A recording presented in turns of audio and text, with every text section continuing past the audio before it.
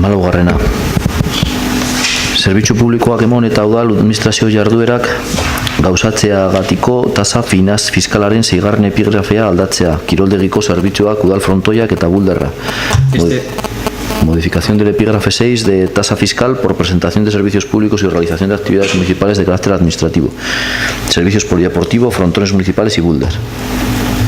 Este servicio tiene un precio. Hemos tratado de poner un precio muy barato para que tenga acceso todo el mundo.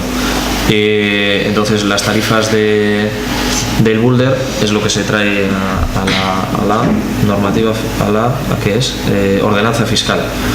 Y se habla de dos formas de abono, de cuota. Una por un abono anual, en la que los adultos la entrada general sería de 30 euros, los empadronados en Zalla 20 y socios del polideportivo municipal o federado con Ubitamendi 15 euros. Los menores de 18 años, la general 25, empadronados en Zalla 15 y socios del polideportivo municipal o federado con Ubitamendi 10. Y luego habría una entrada de día, los adultos 3 euros y los menores 2 euros. Josu? Ya está.